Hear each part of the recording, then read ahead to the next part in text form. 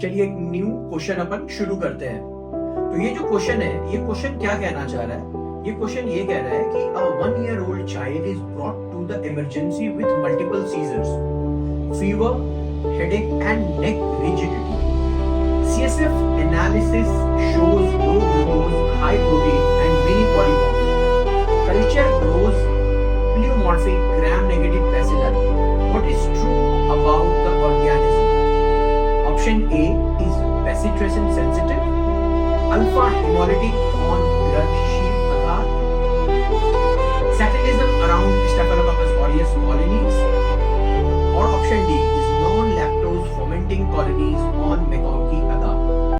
चलिए इस क्वेश्चन को अपन समझते हैं।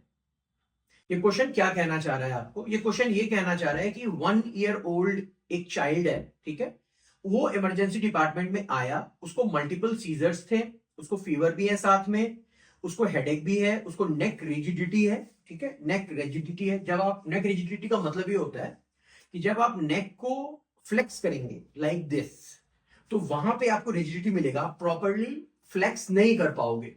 तो इस केस में क्या क्लू मिलता है? Okay, now the patient is something related to the brain and the patient is suffering from what? Meningitis.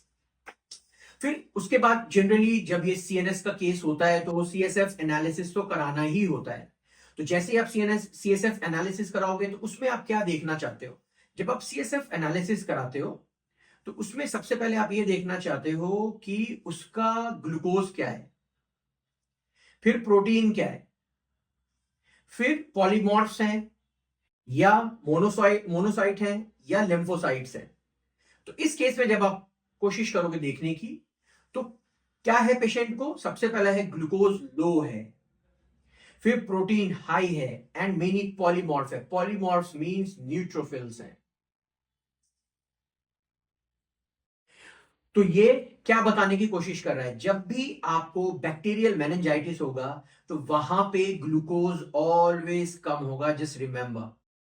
और अगर यही वायरल होता तो ग्लूकोज नॉर्मल होता, कम नहीं होता, ठीक है। और यही ट्यूबरकुलर में जाओगे तो प्रोटीन्स वहां पे बहुत ज्यादा हो जाती हैं, ठीक। और वायरल में एक चीज और होता है, यहां पे आपको जब पिक्चर देख रहे हो सीएसएफ का तो पॉलीमॉर्फ्स मिल रहे हैं, और वायरल में आपको लिम्फोसाइट्स मिलते हैं, atypical lymphocytes will be there, ठीक है। तो ये चीज समझ में आ गई कि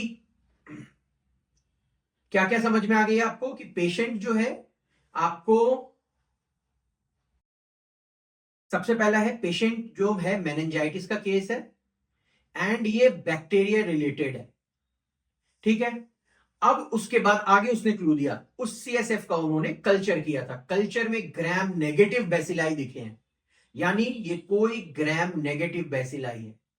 चलिए उसके बाद अब ये पूछना चाह रहा है कि क्या है क्या नहीं। तो सबसे पहला अपन ऑप्शन देखते हैं, बेसिट्रेसिन सेंसिटिव। सबसे पहली चीज, बेसिट्रेसिन सेंसिटिव किसके लिए होता है? बेसिट्रेसिन डिस्क हम लगाते हैं स्ट्रेप्टोकॉकस के लिए, स्ट्रेप्टोकॉकस पायोजेंस के लिए। क्या पायोजेंस मेनिंजाइटिस कॉज करता है? No, very less common, no. फिर दूसरा ऑप्शन क्या है? Alpha haemolytic on sheep blood agar. ये अल्फा हेमोलिसिस किसके लिए है? सबसे पहली चीज है अल्फा हिमोलिसिस, शीप ब्लड अगार आपको स्ट्रेप्टोकॉकस का दूसरा पार्ट, जो वो भी मेनिंजाइटिस कॉज करता है, और वो बैक्टीरियल मेनिंजाइटिस का मोस्ट कॉमन कॉज है आपको चिल्ड्रन में, वो है स्ट्रेप्टोकॉकस निमोनी। और एक चीज, स्ट्रेप्टोकॉकस निमोनी आप अल्फा हिमोलिसिस से भी एक जज कर सकते हो, लेकिन साथ में क्वेश्चन में ग्राम नेगेटिव बेसिलाई कह रहा है, लेकिन स्ट्रेप्टोकॉकस जो है आपका वो तो ग्राम पॉजिटिव कॉकाई है, तो ये ऑप्शन भी अपना रॉन्ग है। फिर लास्ट ऑप्शन क्या है? Non lactose fermenting colonies on MacConkey agar. ये बस ऐसे ही दिया है, ठीक है। यहां पे आपको मैकॉन्की अगार ये बता रहा है कि उसके ऊपर non lactose fermenting colonies grow हुई हैं। क्या ये सही है? ठीक है, ये आपको बिल्कुल गलत है। वो इसलिए क्योंकि ये जो क्वेश्चन है ग्राम नेगेटिव बेसिलाई है, 1 साल से कम का बच्चा है, तो most common cause of bacteria related है, तो मोस्ट कॉमन कॉज आपका हेमोफिलस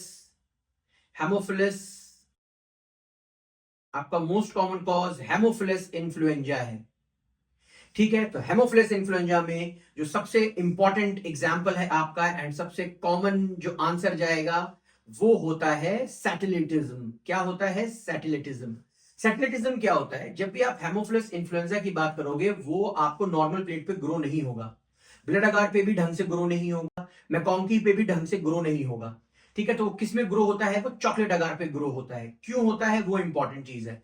क्या होता है, आपको जो हेमोफिलस इन्फ्लुएंजा है उसको ग्रोथ के लिए दो चीज चाहिए। एक फैक्टर 10 चाहिए, दूसरा फैक्टर 5 चाहिए, जिसको एनएडी फैक्टर भी कहते हैं। ये जो फैक्टर 5 है, ये आरबीसी के अंदर रहता है। जब तक आरबीसी को आप हेमोलिसिस नहीं करोगे, ये बाहर नहीं आता फैक्टर। तो क्या होता है, जब आप चॉकलेट अगार पे ग्रो करोगे, तो चॉकलेट अगार का फॉर्मेशन ही होता है आरबीसी को ब्रेक करके, आपको जो वो चॉकलेट अगार बनता है वहां पे, तो वहां अच्छे से ग्रोथ हो जाएगा। ठीक है। दूसरी चीज, अगर आपको ब्लड अगार पे भी ये फिनोमिना चाहिए, तो ब्लड अगार पे अगर फिनोमिना चाहिए, तो आपको क्या करना होता है, ब्लड अगार की प्लेट लेनी होगी, उसमें यहां पे स्टेफिलोकोकस का जो कॉलोनी है उसको आपको इनोकुलेट करना होगा, जो यहां पे ये पिक्चर पे दिखा रहा है। फिर जैसे इनोकुलेट करोगे, तो स्टेफ ऑरियस में एक कैरेक्टरिस्टिक फीचर होता है, क्या? बीटा हिमोलिसिस, यानी वो आरबीसी का पूरा हिमोलिसिस कर देगा, कंप्लीट हिमोलिसिस। जैसे ही कंप्लीट हिमोलिसिस करेगा, वैसे ही एनएडे फैक्टर जो है आपका, वो इसके पास जहां पे भी स्टेफ ऑरियस है, उसके पास ये एनएडी फैक्टर प्रेजेंट होना स्टार्ट हो जाएगा। इसीलिए फिर क्या करोगे आप, जो हेमोफिलस इन्फ्लुएंजा की कॉलोनी है जो आपको लग रही है, वो उसके साथ परपेंडिकुलर आप वहां पे इनोक्यूलेट कर दोगे। तो जहां पे भी जब आप देखोगे, जो एनएडे फैक्टर है वो जहां पे स्टेफिलोकोकस ऑरियस ग्रो कर रहा है, वहां पे ये एनएडी फैक्टर ज्यादा है, तो हेमोफिलस इन्फ्लुएंजा की ग्रोथ वहां पे ज्यादा होगी और ज्यादा बोल्ड होगी,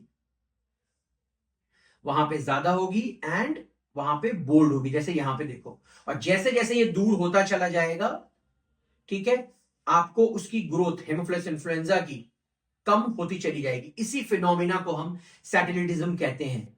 तो करेक्ट ऑप्शन इज, ऑप्शन क्या है अपना इस क्वेश्चन का? Correct answer is satellitism. So bye bye and take care.